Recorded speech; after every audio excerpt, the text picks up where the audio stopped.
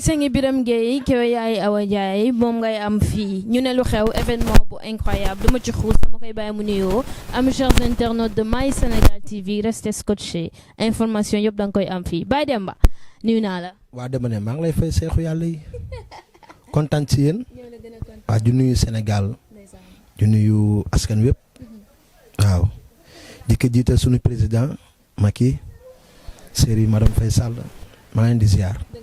lu yëngalu ne li ko yëngala ëpp doole yaa ma gën a xam Baye Demba Sénégal yëpp a ngi waaj ñëpp a ngi laajte lan moo xew boo jógee Sénégal jug kon lan moo xew Baye Demba.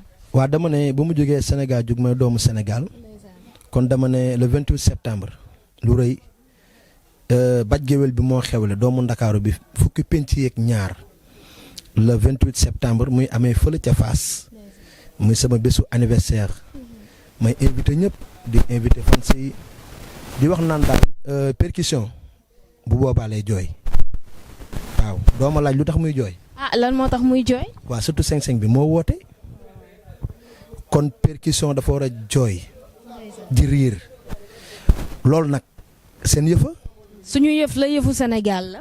ak maa ko wóolu Baye Demba damay faral di ko dégg muy wax phrase bu am importance caat la gën ci ndaw ñu yeen ko loo xamante ne antan na ko bu baax sax moo tax le 28 septembre comme ni ñu koy waxee bu ñëpp bu kenn des fenn ma koy laajal affaire yi nan la naka demee est-ce que dafay am ay entrée parrain yi est-ce que ñu ngi wàcc nan la ko bëggee journée boobu parce que nag bu ñuy jug xam nga ne dañu war a jug bu am doole.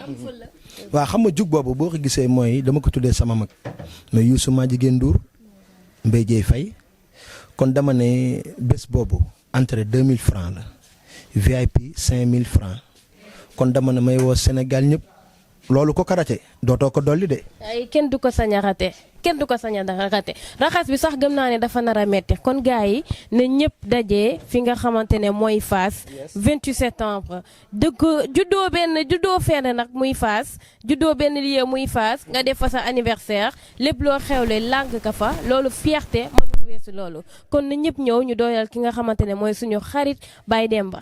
lépp dañ koy am nag ci Sénégal ci My Sénégal TV lan ngay wax ci My Sénégal TV. waa dama ne My Sénégal TV loolu day xanaa mooy Sénégal rek kon dama ne TV bi ne ci digg bi 5-5 forever kon dama ne le 28 septembre maa ngi woo ñëpp ngeen teew fële ca Fass. ñu fërëlaw. yes sir. yow da ngay wax nit ñi maa ak Mota Petit Gallé fërëlaw waaye bu boobaa dañ naan Baye Demba fërëlaw.